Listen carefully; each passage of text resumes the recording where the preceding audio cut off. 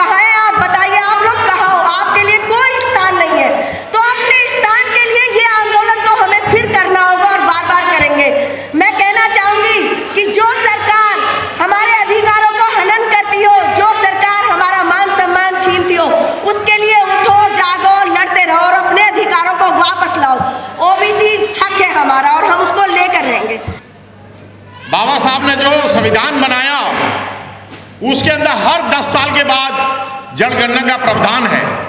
लेकिन देश का बड़ा दुर्भाग्य रहा कि जनगणना ही नहीं हुई। 1931 में तो अंग्रेजों के ज़माने में हुई थी, उसके बाद नहीं हुई, 2011 में हुई थी, लेकिन उसको प्रकाशित नहीं किया गया। लेकिन वी द पीपल ने हमेशा इस बात की आवाज़ उठाई कि देश में जातिगत जनगणना हो, जिससे लोगों को इंसाफ मिले, जिससे लोगों को उनका अधिकार मिले और उनकी हकमारी बंद हो। तो वी द पीपल की आवाज़ जो है हर जगह से उठाई गई देश में हम लोगों के द्वारा जातिगत जनगणना की, तभी जाकर के ये जो है सरकार मजबूर हुई है और जातिगत जनगणना के लिए अब आदेश जारी हो चुके हैं। लेकिन इसके अंदर भी एक धोखा है दोस्तों। ये जो अब जनगणना होने जा रही है, अप्रैल से आपके घरों में टीचर्स आना शुरू हो जाएंगे। ये जो डिजिटल ये जो जनगणना होने जा रही है, इसमें जो कॉलम नंबर 12 है, क्लॉज नंबर 12 है, जहां पर कि हमेशा आपने देखा होगा कहीं पर भी अनुसूचित जाति जनजाति की बात आती है तो वहां पिछड़ा वर्ग शामिल होता है। और संविधान में भी आर्टिकल 15 इन ब्रैकेट 4 आप देख रहे हैं, उसके अंदर भी SC ST और OBC का जिक्र है। SC BC मतलब सोशली इकोनॉमिकली बैकवर्ड क्लास।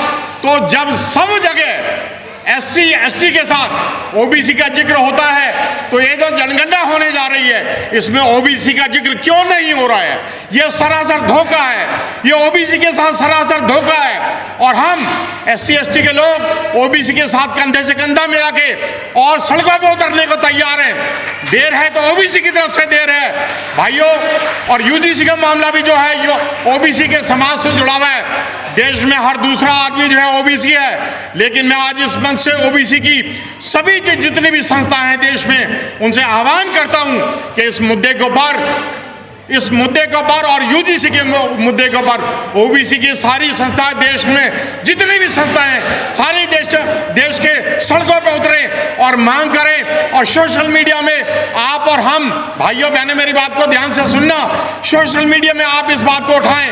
हम उठा रहे हैं कि जो जनगणना होने जा रही है उसमें OBC का कॉलम में नाम क्यों नहीं है, क्योंकि OBC का नहीं होगा तो एक बहुत बड़ा धोखा हो जाएगा। दोस्तों, देश की जो योजनाएं बनती हैं वो इन्हीं जनगणना के आधार पे बनती हैं। और देश में जो आबादी है SC और ST की मिला के 22.5% है, SC जो है 15% है, ST जो है 7.5% है। 22.5% अगर काट दे तो 77.5% रह जाती है। और 77.5% में अगर OBC जाके जुड़ गया तो सवा सत्यानाश पक्का है। और जो भी योजनाएं बनेंगी अन्य समाज की, उसमें OBC को कुछ मिलने वाला नहीं है, OBC का कुछ मिलने वाला नहीं है। सारी की सारी योजनाएं स्वर्ण समाज के लिए बनना शुरू हो जाएंगी, क्योंकि स्वर्ण समाज की जो संख्या है और भी ज्यादा बढ़ जाएगी। OBC जो अपनी संख्या है स्वर्ण समाज के साथ जाके जोड़ देगा और ये गुड़ गोबर हो जाएगा। तो इसलिए हमारे OBC भाइयों के साथ ये छलावा है, लेकिन हमें मिलजुल करके इस मुद्दे को सोशल मीडिया में, और अब तो सांसद भी जो पार्लियामेंट के अंदर इस मुद्दे को उठाने लगे हैं कि OBC का कॉलम जो है इस जनगणना में क्लॉज नंबर 12 के साथ जोड़ा जाए। OBC जाति से ही आपकी बहन आपके बीच आई है और हम लोगों को, मैं आज की ही बात नहीं करती, प्रथम क्लास से ही हमको कई बार हमें जाति शब्दों से संबोधित करके ना जाने कई बार हमें पीछे रख दिया जाता है कि ये OBC वाले हैं।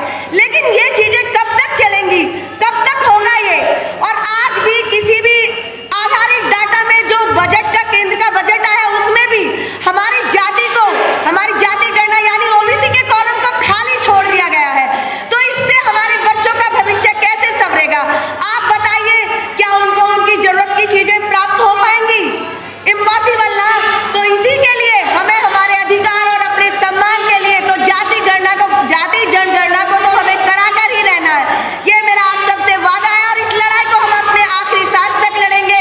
सड़क से लेके संसद तक हम लोग जाएंगे और इसको बार बार आवाज उठाएंगे। इसी के लिए मैं आपका ध्यान केंद्रित करना चाहती हूँ कि सम्मान, अधिकार हमको हमेशा शोषित, वंचित, पीड़ित कहकर ही एक तरफ रख दिया जाता है। क्या हमारे भाइयों को, हमारी बहनों को बराबर के अधिकार की भागीदारी है ना? तो फिर वो क्यों नहीं? कई बार हमको क्यों पीछा और छोटा कहकर पीछे कर दिया जाता है? तो जाति जनगणना अगर लिखित डाटा में ही नहीं है तो हम लड़ाई किससे लड़े? तो हमें पहले तो अपने स्थान को, अपनी जगह को, अपनी स्थान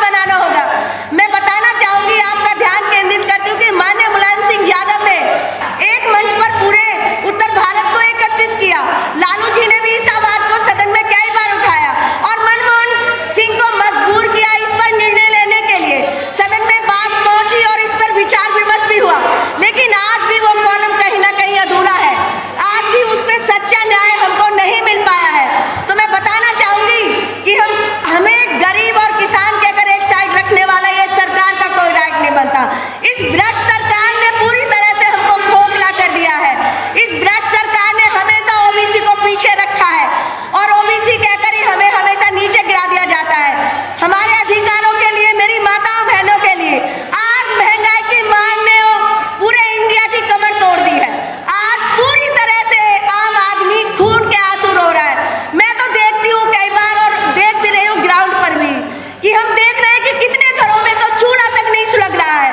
लोग बिस्किट और पानी पीकर अपना काम चला रहे हैं।